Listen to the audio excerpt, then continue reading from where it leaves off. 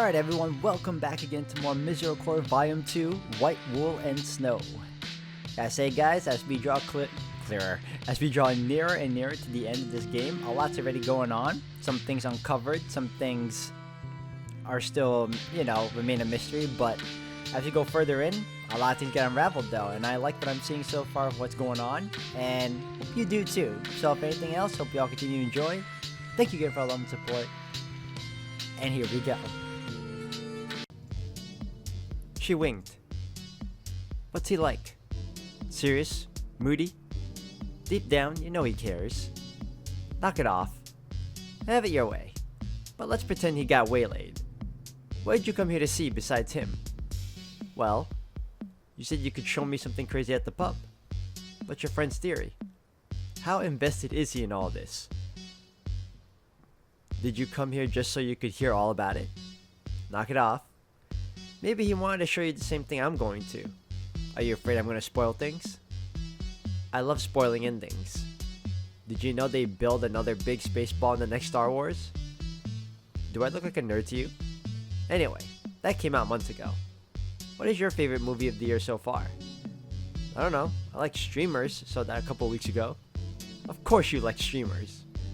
You are a nerd, just not the sci-fi kind. Hey, would you do me a favor and fuck off if you're gonna be an asshole? Her smile never ever wavered. Ah, but if I did that, I couldn't show you my super secret special evidence. I rolled my eyes. Fine, show me what you want to show me. She grinned and began walking again. I followed her, determined to get a whole story out of her. You're into politics. How much do you think that played into what happened here? Well, it burned down at the end of the War of the Roses, so... Aha! So you didn't skip ahead in that book. I was right. So it wasn't political? I didn't say that. That book was empty, by the way. You gave me a blank on accident. Really? That shouldn't be the case. Are you quite sure? Positive. Did it say anything at all? I couldn't trust her. Nope. Just blank. Well, misprints aren't unheard of. Anyway, the war was absolutely one factor.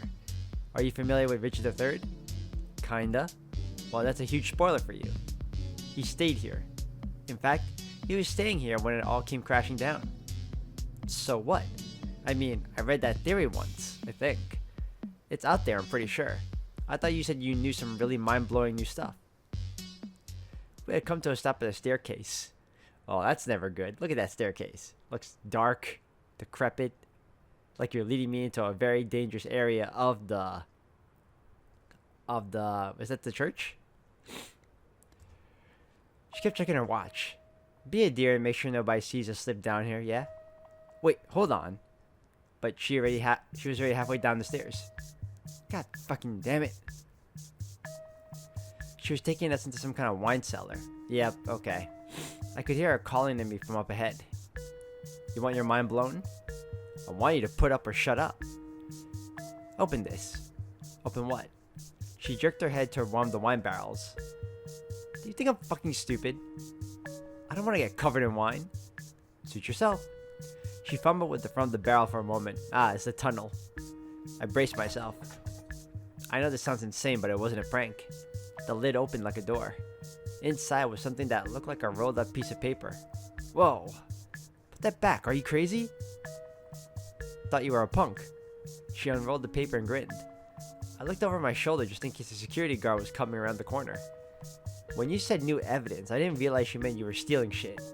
Stealing? I'm not stealing. Nobody knew it was here. I'm finding. Whatever. Would you like to see it? She turned the thing around before I finished answering. Now, isn't this interesting? Whoa.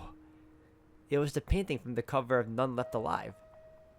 Whoa, indeed. She kept holding it out to me. She looked expectant, but I wasn't really sure what else I could say other than whoa or cool. Well, I mean, yeah, it's cool, but it's a ruined excuse me, it's a ruined painting someone lost, I guess. Alright. If I knew you'd be this hard to impress, I might not have brought you. Well, sorry. Art history isn't my thing. Good thing there's plenty more then. Follow me. She stuck her head back in the barrel and started crawling into it. Come on then. No way. You are crazy. Am I? Her voice had suddenly got all echoey. Confused, I stuck my hand to the barrel and saw her smiling at the end of the small tunnel. Interesting thing number 2. There's more in here. Gonna move on. Hell no. Do you think heritage site security guards work for MI6 or something? We're doing a little exploration, that's all. If we get caught, we can just say sorry. I sighed and took my leg off before squeezing into the little tunnel, closing the door behind me just in case. I crawled through into the little room Tatiana was now pacing around the edges of, looking for something. I sat on the lip of the tunnel and put my leg back on while she yapped. It should be around here somewhere. I stood up and took it all in. We were in some kind of underground chamber. It was dirty and dusty, but surprisingly dry. It's an old pantry. It's held up quite well considering. And nobody's found it until now? They've just never opened that particular cask? Those are all decorative now, part of the exhibit. I'm sure people have found it. They just didn't have a use for it. So why are we here? Because of... Can't find what you're looking for? Give me a minute. I started pacing around. Maybe I could find the cool thing before she did. Get one over on her. It became obvious that people had indeed found this room before. Excuse me. There were broken beer bottles, condom wrappers, and old fast food containers all over the floor. Not the most romantic hookup spot, is it? Aha! She had climbed up one of the rotting wooden shelves. Careful! The wood under her boot gave way, but she managed to land on her feet. She was clutching a long bundle of rags to her chest. Waving me over, she held it out to me. Open it. Ugh, no thanks. How long has that been there? Oh, about 500 years. She smirked. Why are you showing me all this stuff? You want to impress your friend? How chuffed will he be when he shows up and you have incredible new evidence for his research? He might propose on the spot. Ew. Oh, stop being so countercultural for 1 second and see what I've got. I rolled my eyes and reached for the crusty old fabric.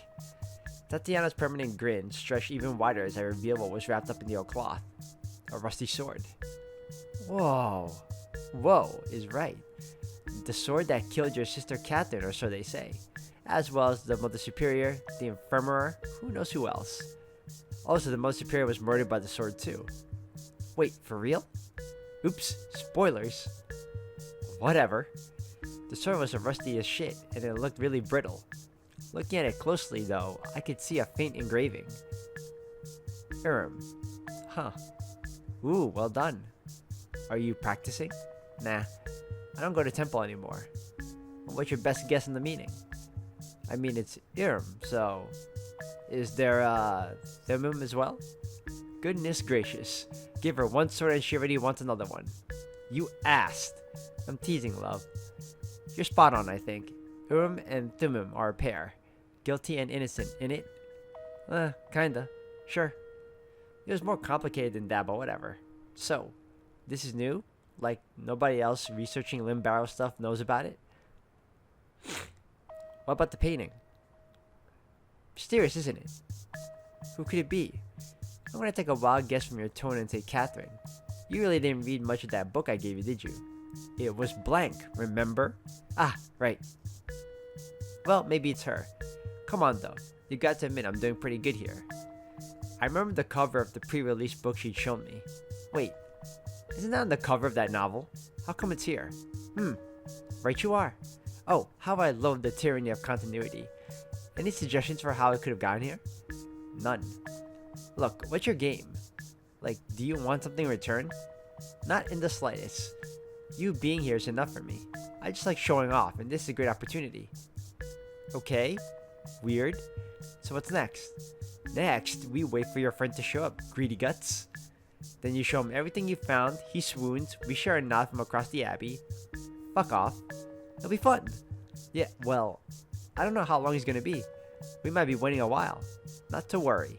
I know a great way to pass the time. Yeah? She held her hand out and snapped her fingers.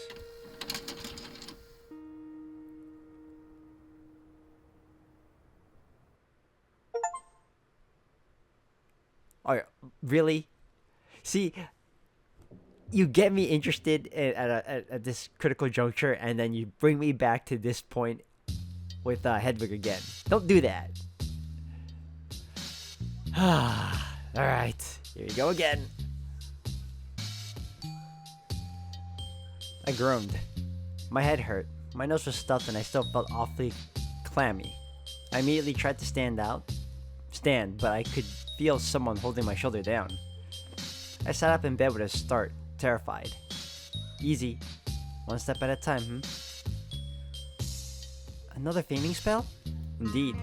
I must have looked a right fool. Well, details of the situation re-emerged in my mind slowly. The fire! Everyone is safe? Yes, thank God. I was so worried I just couldn't stand idly by. You're very brave. Or at least your sentiment was brave. I'm not sure what you planned to do without a bucket of water or anything to help with the fire, but dashing in was admirable. Especially in that state of undress. State of... Oh God. I was mortified. Genuinely, I'm not going mad. My clothes just got soaked through and I just couldn't bear squelching around for a whole walk home. You don't need to justify anything to me. I appreciate that, but surely everyone thinks I'm either mad or a whore. Well, everyone's concerned, I won't deny that. But it's only because they care. She bent down and gave me a kiss on the forehead. I tensed up involuntarily. You ought to relax. Everyone here has had an odd moment or two. I think I've told you before. Yes, but surely my moments are the oddest. Don't be too sure. There was a particularly loud laugh from outside. You hear that? I'm sure Catherine will be up to no good in the camp tonight. Nobody will remember you streaking around the abbey. She suddenly started to chortle. Sorry, just covered in ash, you look like a druid or some such. I glanced down at my chest. There was a scarred line of gray powder running up my torso and neck, revealing where my borrowed traveling cloak had failed to cover me. The bishop would like to speak with you. Oh no. I wouldn't worry. He seemed very concerned for your well-being. He's really a sweet man, but I insisted you get some rest first. Not to mention that you need a bath. Yes, most definitely. So, Catherine, we'll do what Catherine is wont to do. And that's none of your business. Come on, let's get you cleaned up, shall we? Where are my clothes? You'll have to don that cloak again, I'm afraid. I washed your habit, but it's still drying. Oh. I stood up and retrieved the superior's cloak from the back of my writing chair. Not to point out the obvious, but you're a touch skittish about nudity these days, aren't you? I'm too exhausted to care, to tell you the truth. It's something I haven't seen before, eh? True enough. I fastened the clasp inside. Moira, I feel as if I'm failing myself. Not just myself, but everyone around me. Did you ever feel that way coming here? I know that my circumstances are strange, but sometimes I marvel at how far I've fallen. Fallen? What do you mean? I used to recite the hours. There was a time where I might have been able to repeat the entire Bible from memory because I lived inside of it. But now I'm very much outside of it. Do you know what I did today? Mara smiled and reached out to stroke my cheek. Poor thing. What did you do? Can't say it. Ah, sweet Hedwig. Let's get you to the bath, eh? I'm sure a wash will calm you down. I nodded and followed her out of the dorms. She retrieved the candle pricky from the fireplace in the way. The sounds of revelry were echoing throughout the cloister. Nobody seems too worried about what happened. There's not much else to do about it. The superior's fears, of course. After you fainted, she dragged Eustace to her office, and I haven't seen them since. Moira giggled as she held the door to the baths open for me. Poor Eustace. I shouldn't laugh. It was pitch dark in the bathhouse until Moira touched her candle to a sconce on the wall. One tub had been prepared. I hesitated before disrobing. Are you... Oh no, I wasn't planning to. I shed the cloak from my shoulders and stepped into the bath while Moira set about lighting a sconce with her candle. The cool water was a shock at first, but as I sank into a sitting position, I became unbelievably comfortable. Once again, I had been treated with a pleasant smelling salt and herbs. I sighed and allowed myself to enjoy the sensation. Moira moved to better look at me, evidently still interested in chatting. You did all this? I thought it was the least I could do after making such a mess of supper. Oh goodness, I forgot all about that. What happened? Well, I thought I had something mostly edible, but it turns out Darcy really is just irreplaceable. Did everyone eat? against their better judgment. I'm sorry I left you to it all alone. Pay no mind. Truth be told, I doubt having two of us would have made much of a difference. Have you ever cooked? Never in my life. Nor I, until today. So in the end, it was probably for the best you ran off. Two clueless cooks would have only doubled the chance of setting the whole kitchen on fire. What a strange coincidence. Strange indeed. When we smelled smoke in the refectory, I was certain I had left the fire in the stove going. But it was a candle in the library, apparently. Speaking of smoke, this is reminding me of something. Do you remember whether you noticed any smoke the morning Catherine was found? Oh yes, quite clearly. It's one of the first things that comes to mind. Why? Oh, no reason. I just have smoke on my mind. I remember some of the others mentioning they had noticed it that morning. I'm beginning to associate it all with ill portent, I think. Ah, that's understandable. I'm just relieved there wasn't something awful like that. How did the superior react? She assumed it was Flora's fault at first, but Eustace admitted to leaving something burning while she had been working in the sacristy. Where had Eustace been? She didn't say. She just ran over to defend Flora and her friends. I furrowed my brow and sunk into the water. Even the comfort of scented water couldn't protect me from the sickly sense of dread welling up inside me. Eustace had moved many of her books into the sacristy. Then she had disappeared for the day. Then a fire broke out, supposedly because of a candle or a torch or what have you left lit in the small room. She realized her mistake and came clean to the superior. This was a fairly simple story about a dangerous but understandable moment of carelessness. But that wasn't the only strange thing about the library, was it? I popped my head back above the water for air before I could finish this thought. Moira had moved. I rubbed the water out of my eyes to see that she was chatting with Sister Angela. Hedwig, Sister Angela wants to talk to you. You don't mind if I leave, do you? Of course not. Wonderful. I'm off to let the superior know you're well. Hopefully she's not being too hard on Eustace. Oh, and don't forget to visit the bishop when you're feeling up to it. Moira smiled at both of us and went her way. Angela watched her leave, eyebrow cocked as always. What does the bishop need with you? I haven't a clue. Despite everything, Moira seems to think you're well. Are you? As well as I can be, I suppose. She began to pace around the tub in a slow circle. Are you going to ask if I am well? Are you? I am not well, Hedwig. I am not well at all, and I doubt you are either. What makes you say that? Must I explain? You failed to control yourself and your urges clearly. But even more pressing, we both understand what happened in the library tonight, surely. Eustace was burning evidence. She knows. One of us was careless. Or perhaps she has a collaborator that tipped her off. Do we both understand that? I should hope so. Are either of us stupid? I felt a pang of despair imagining what ironclad evidence had just gone up in flames. Of course, Eustace knew that I was still investigating Catherine's murder. I'd done my best to mule and prostrate myself during our confrontation in the cellars, but frankly, if I was Eustace, I wouldn't trust my word either. What had motivated Eustace tonight, however? Why now? No ideas worth sharing out loud with Angela came to mind. However, one useful thought did strike me. There's one thing she could not have burned. Oh? Catherine's sword. It's been sitting outside exposed to the elements. How do you know that? Because I saw it today. Scarcely even hidden. It's in a patch of grass along the outer wall. And you left it there? It was right as I noticed the smoke. I shouldn't have liked to have run upstairs naked and armed. I suppose not. Still, knowing that a weapon is just sitting there for anyone to take has me ill at ease. Should I go retrieve it? Angela looked thoughtful. Do you have any idea why it might be there? None at all. Where is it exactly? By the exit that leads toward the hospitalum. Have you seen anyone there lately? Well, it's not far from the stairs I carried Flora down. I ran into the monster there. Angela looked as if she had something to say, but I realized something before she could speak. But it wasn't wielding the sword that night. I hadn't thought about that until just now, but it only grabbed that Flora and I.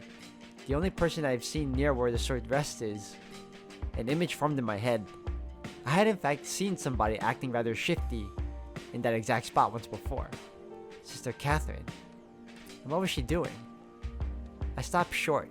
Angela and I had made a pact, but I had to also make Catherine a promise.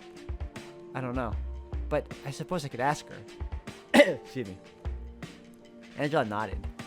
Do it tonight if you can, and then retrieve the sword as soon as you can move it discreetly. Until then... She stopped pacing and began to remove her clothes. Angela! There's one other thing we must discuss. You and I experienced something very strange today. I cannot stop thinking about it. I almost protested as she shed more of her clothing, but a tightness in my stomach forbade that I speak. Oh, she joins us? Without asking and without saying a word, a rather naked Sister Angela stepped into the bathtub with me. I was forced to bunch up against the side to make room. Describe what you saw to me. Well, I saw what I always see. A large library full of long shelves. It wasn't until you lost sight of me that I thought anything of it. You understand that's impossible? Yes, as do I, which concerns me greatly because I have no other explanation for it. It was no trick of the light, nor a difference of opinion. You were somewhere I cannot see. I was surprised at Angela's candor. I'm relieved in some sense that you feel this way, because I too am quite sure of what I saw. But I must admit that I'm surprised by how readily you're taken to this. After all, I've seen many strange things here, many of them impossible, and I've told no one. I've been so afraid to admit these things or consider them as part of my investigation. Dark things, evil things. But you won't deny yourself. Why? Because it would be far more foolish to pretend otherwise in the face of evidence.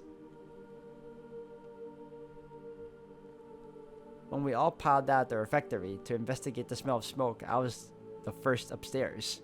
Flames were leaping out the doorway to the sacristy, but do you know what else was in the air? Paper. Bits and pieces of pages. Yet the shelves I could see at any rate, remained full. Ergo.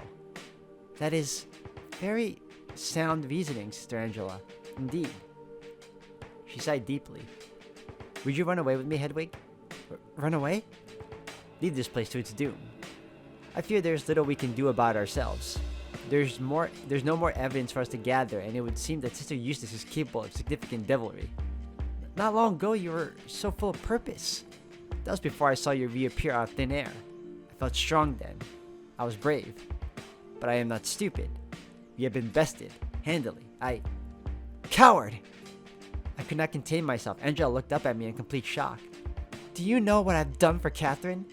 I have lied. Lied every day to everyone about who I am and what I'm doing here. I've cheated, I've stolen, and worst of all, I've indulged. You whored me out to those women. You told me it was the best and only way to win their trust. To lie and make myself available to them, and I agreed with you. I may well have given up a place in heaven for the sake of Sister Catherine. What have you done, Sister Angela? What sacrifices have you made other than your comfort? You tossed me like a ham hock to greedy dogs. I saw a monster plain as day the very first night after I left my cell, yet I have managed to keep my faith and maintain my duty. And you're ready to give up because of some curious shelves? You demanded a pact with me. Hedwig, and now you wish to abandon Catherine? I am not St. George, Hedwig, and neither are you. There is bravery and honor and duty, and then there is stubbornness. Would God send us into such an impossible mission? Perhaps we are meant to tell greater people with greater power. We could travel to Westminster. They have exorcists. There are knights hospitaller. I am not a coward, but I'm also no fool. She looked at me pleadingly. It was not an expression I was used to. Well, I couldn't stop you if you wanted to leave. No. Were I to leave, I would want to leave with you. Why me? Angela stared at me for what felt like minutes, her mouth quivering. I don't know. It would feel wrong leaving you here, knowing what I know. And with you knowing what you know, here or there, we must remain a pair. Apart, things would be unfinished. Despite its presence, I can pin Eustace without resorting to speculative and magical. I'm certain of it. I'm staying here until it's done. And so am I. Wow. I thought she was gonna leave, because she seemed like she was dead set on that. She lunged forward suddenly and pressed me into a tight embrace. I flinched and shut my eyes. Her body pinned mine to the edge of the tub and she pressed her lips into my ear. That's a promise. It was hard to breathe. Very well, Angela. Something had caught the corner of my eye. Movement in the window, a shadow just barely visible against the dark sky. I said nothing at first, too overwhelmed by Angela. She was planting her lips all over my neck and shoulders. It was hard to complain, although I was slightly bewildered. Darcy had, at the very least, aimed for my lips. I opened my eyes and glanced toward the window again. A pair of eyes locked with mine.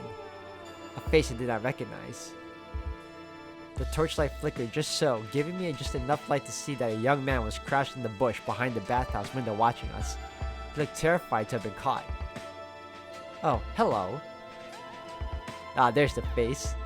My keeper grinned at him, and after a moment of bewilderment, he grinned back. I leaned back in the tub, and at my doppelganger's instruction, held my arms aloft to give the spectator a better view. I came to my senses quickly, however. Oh God! I made a show of slinking under the water and gesticulating toward the window.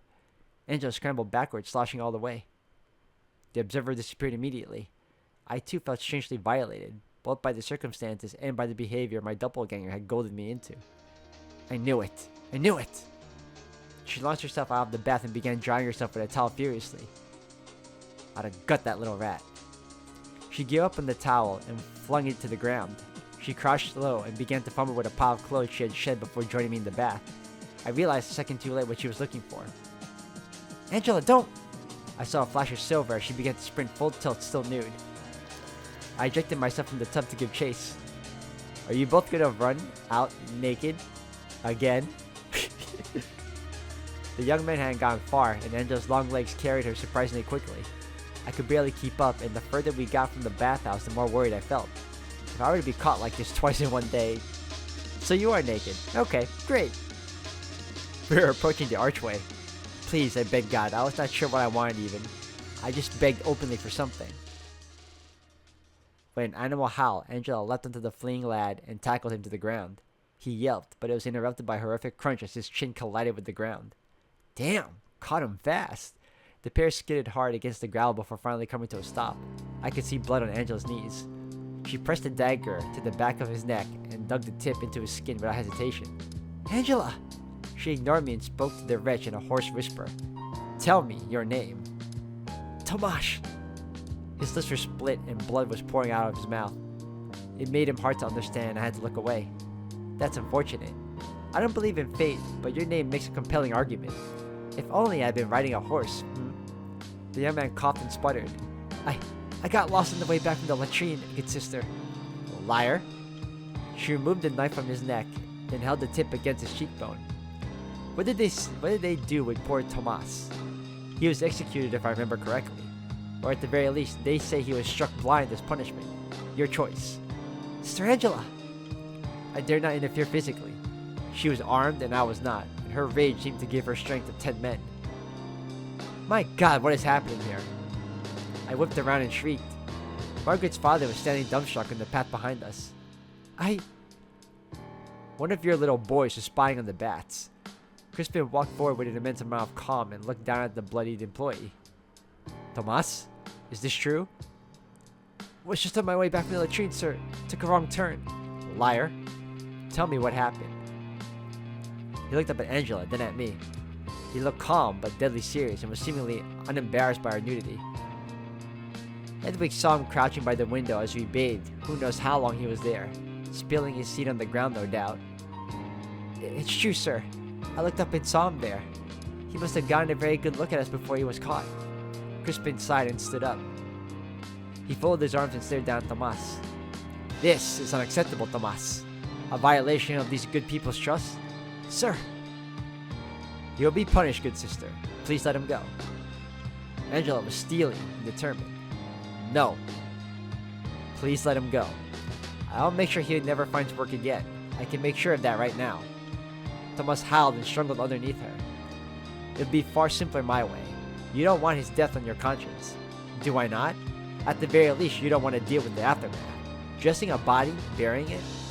There would be paperwork involved with the diocese, isn't there? And that's if they believe you. I believe you for what it's worth, but I have to imagine there's a possibility this leads to far more trouble for you than it's worth. Angela considered for a moment, and then finally relented. She stood up. Thomas began to scramble to his feet, and Crispin grabbed him by the scruff before he could take a step forward. The young man's jaw had split into the fall, and one of his eyes was puffy and purple. Angela may well have blinded him without any need for a knife. Horse! Horse! I saw these two well enough, I did. I saw them doing all manner of perverted things. Yeah, and you were enjoying it, dude. That one was neck deep in the other one. He was shouting at the top of his lungs, struggling to get the words out of his lopsided mouth. Blood sputtered out of his lips. Not another word, Tomas. But not one word. You are in serious trouble, but I'm afraid it'll be worse still if you get blood on my doublet. The young man finally gave up. Good sisters, can I count on your discretion? Absolutely not. I'm going straight to the superior. She sounded truly taken aback. Crispin smiled thinly. I would ask that you did not. Please. Allow me to demonstrate that I meant what I said in our meeting earlier. Let me show you that I keep my word. Why should I? A lot of men are depending on this job. They are excited to serve. Their pay will carry them and their families through the winter and longer. The stone is cut.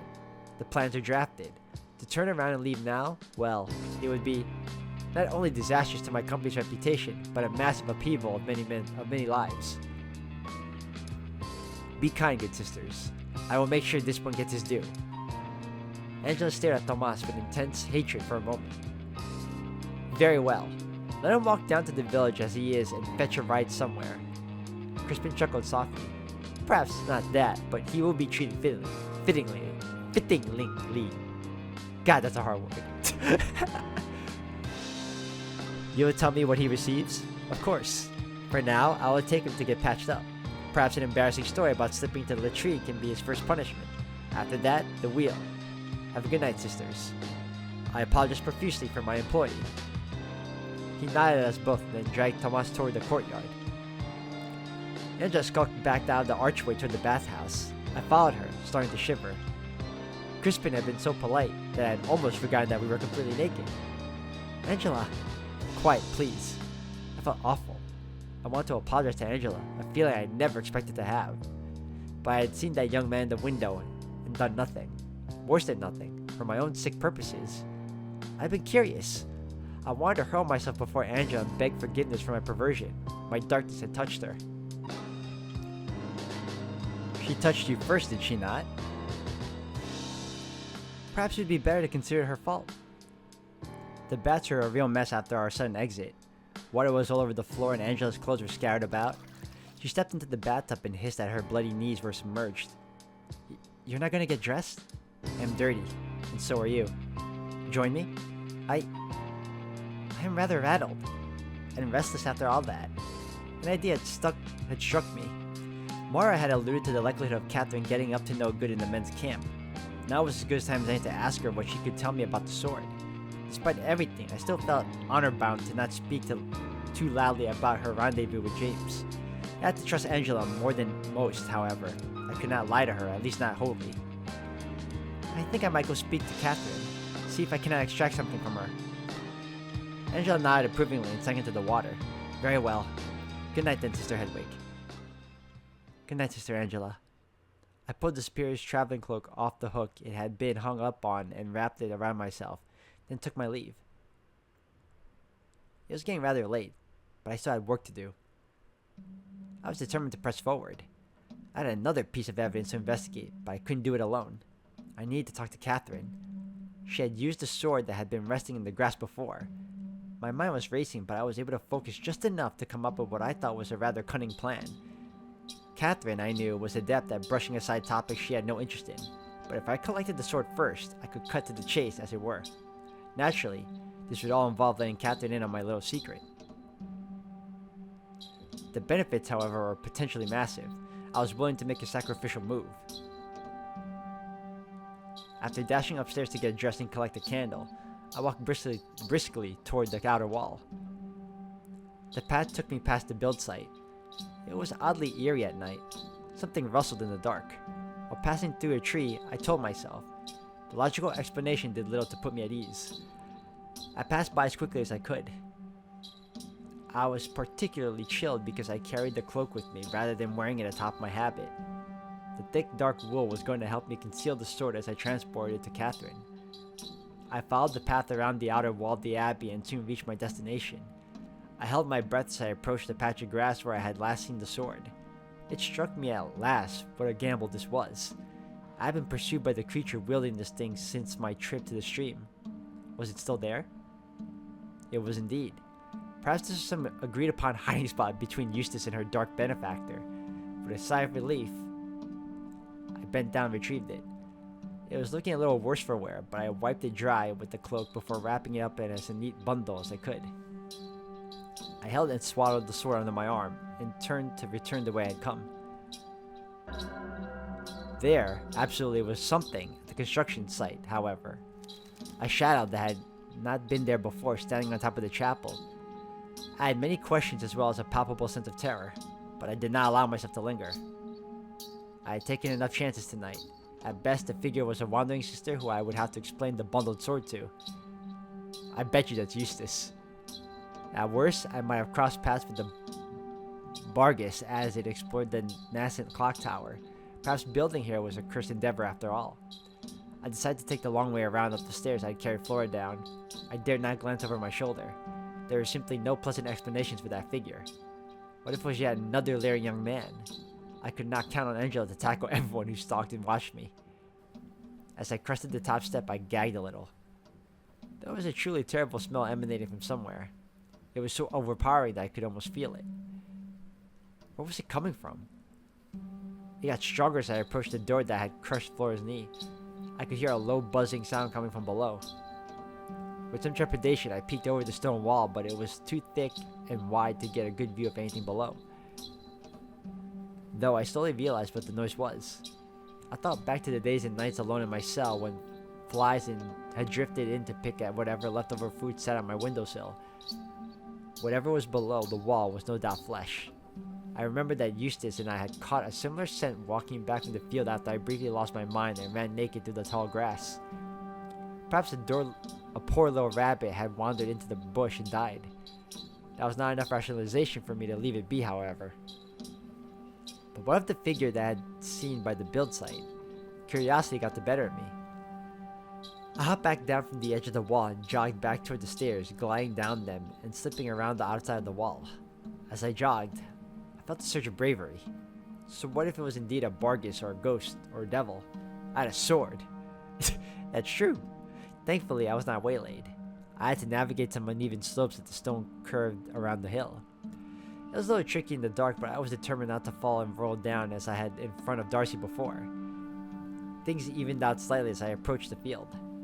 As I approached the overgrown shrubs, I could hear the incessant buzzing of flies again. Oh, someone died, huh? I pulled a side branch to get a better look at what they had been feeding on. There was indeed a dead thing there. The flesh was almost all gone. Only graying patches here and there, still stuck to the bones. A few tufts of fur remained, some attached to the remaining skin that had fallen from the ribcage to reveal the creature's innards, which were covered in hungry little beasties. The number of legs at least assured me that this was no man or woman. The dissecting body might have been unidentifiable, save for one alarming detail, a missing head. This had to be the goat I had seen beheaded by the ghost all those nights ago. The deed had been done without the sword I was carrying, no less. Exhilarated, triumphant, and slightly nauseous, I scurried away from the shrubs and made my way back to the upper wall. As emboldened as I felt, I did not feel like trying my luck going through the build site again. So, I had not been imagining things after all. I really had seen a goat. As I approached the large doors, my mind raced. One more thread of evidence to follow. But what exactly did this information confirm? I decided that simple vindication would have been enough for now. I pushed my way through the door that had crushed Flora's leg. For a moment, I was anxious that I might face the same fate. Nothing happened, of course. The wind wasn't so strong tonight. As I hastily strode through the second floor hallway, my thoughts refocused on Catherine. With the sword in hand, I would be able to plainly tell her what I needed. She could tell me something about the circumstances that would further incriminate Eustace. Were they in league together? I certainly hope not, but surreptitiously passing a deadly weapon around the abbey was a cause for great alarm. There was still a long divot in the gravel underneath the archway, no doubt the spot where Tomas had skidded after Angela leapt on his back. I had stood in that spot, naked as anything, for God knows how long. Had any of the other men seen me? So be it, I thought. I approached a roaring campfire where I could see several sisters engaged in raucous conversation with the builders. Ah, make room, friends. We have another visitor. What was all that commotion about just now? The boss looked right pissed. Hedwig, how wonderful. I was actually just telling these lads all about you. I'm not here to chat, I'm afraid. I need to speak with you. Go on, then. Alone? Catherine untangled herself from her admirers, looking slightly irritated. I guided her to the most secluded spot I could find at the edge of the camp, close to the abbey wall. What's this about, Hedwig? I'm trying to relax. I'll let you return to merrymaking in the moment. Well, spit it out then. What is it that you're carrying? I'll get to that. First, I must share an important secret with you. Oh my. You see, I must seek your help with something of grave importance. I've been lying to you for a while. Not just to you, but to everyone. And I will continue to lie to others, I'm afraid. You must keep this a secret as I have kept your secrets in kind. Get to the point, Hedwig. I'm investigating Catherine's death. Ah. I suspected as much. In my more paranoid moments, I must admit I do not relish being correct. Well, you see, you have nothing to worry about. Or rather, you won't if you can help me. Rather threatening. Go on. Well, you see, I glanced around and lowered my voice to a whisper. I suspect Eustace is up to something. You think she... No, try not to think about that. It's less that I suspect her specifically and more that, well, I know she's hiding something from me. She hides a lot from everyone. Well, be that as it may, I have grown suspicious of her behavior. Tonight's fire in the sacristy is just one more example. But try as I might, I had no actual evidence to present to the superior. The only concrete wrongdoing I could prove to her was the fact that she had neglected to keep track of the sword. The sword? I unwrapped the cloaked weapon slightly, just enough to show Catherine the pommel. Good lord. I believe I saw you hide this behind your back that night we ran into each other as you returned from the hospitalum. I had assumed I had something that would point toward Eustace, but instead the superior seemed more interested in what you had been up to. Ho, ho, ho. Oh, Hedwig, you're gonna kill me. No, I'm not. I'm here to help you. By hanging this sword over me like Damocles. If you so much as whisper to the superior about that night, she will have everything she needs to get rid of me. Do you understand? That's why I came to you. I want to know what I can say to avoid that outcome. The sword is not being taken care of. This is the most solid piece of evidence I have about Eustace, but obviously I don't want to hurt you. I need you to give me more details about how the sword got there, and why Eustace doesn't have it locked up properly. Anything to distract the superior from your visits to James. There's nothing you can say to her. I've never been highly favored by the superior. I don't think she believes me capable of reform. She granted me refuge here as something of a project, I wager, and well, I wasn't particularly interested in being worked on. I just wanted to live. But you had nothing to do with Catherine II's death, surely. That doesn't matter. Oh, Hedwig, you really had me cornered. This is my only path forward. I must tell her something. And your one path out of checkmate is sacrificing me? Bloody hell, Hedwig. I thought we were, well, closer than this. I did not come here with the intent to threaten you. Why are you so certain this would spell your doom? That's rubbish. You wouldn't be telling me this if it didn't. I'm useful all of a sudden and you're playing Inquisitor. Well, hang on. You can account for your movements the night Catherine was killed. The superior already accepted once before that James had an alibi because he was with you. So it should follow that you have an alibi because you were with him. In fact, there's nothing to worry about at all, surely. Perhaps I've just overthought all of this. Catherine smiled thinly.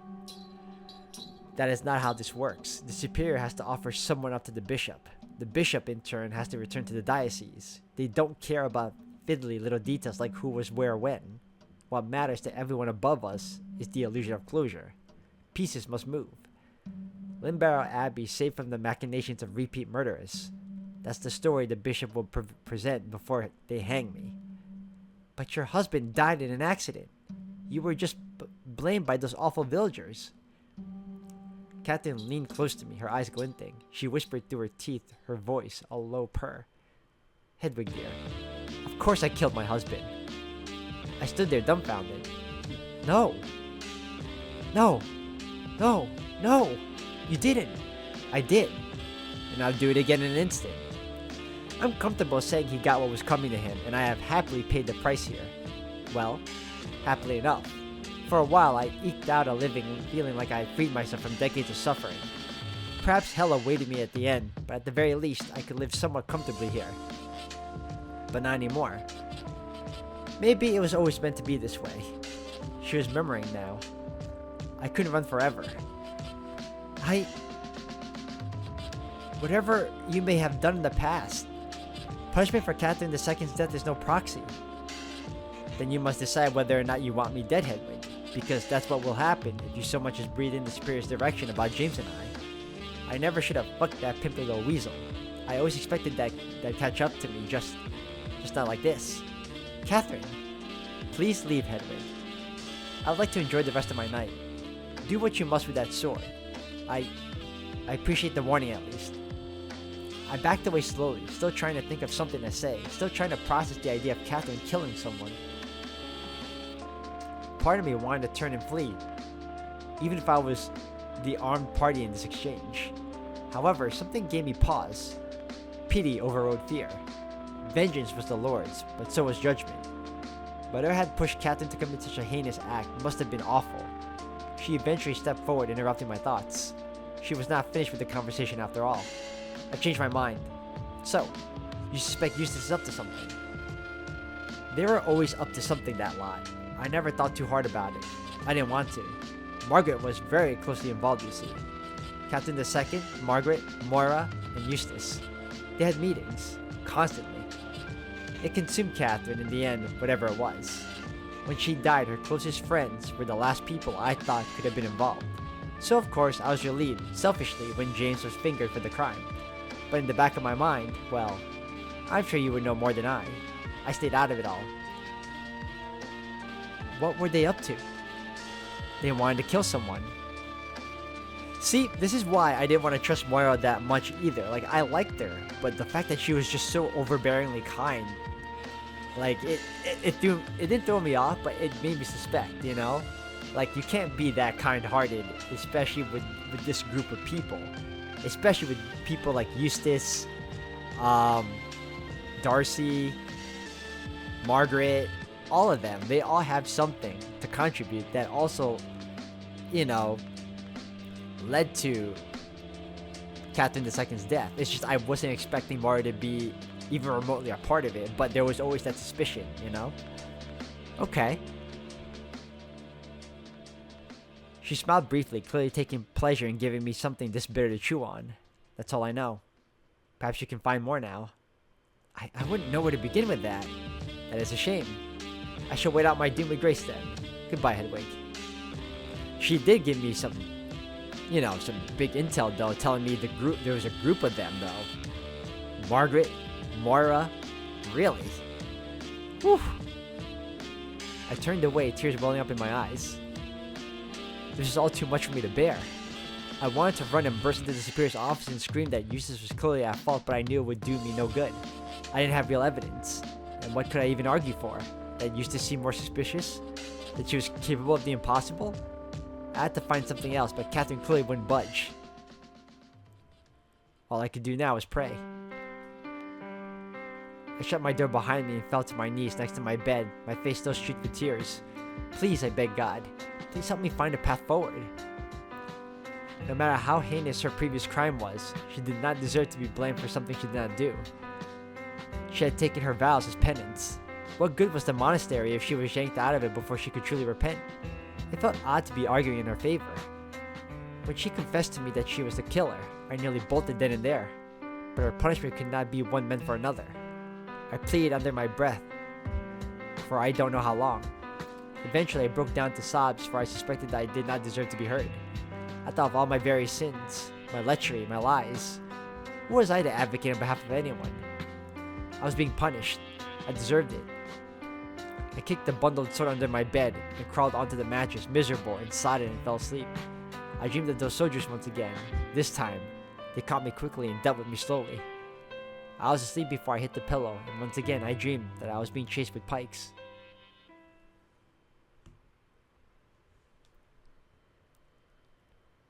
When you want to get off the darkest ground,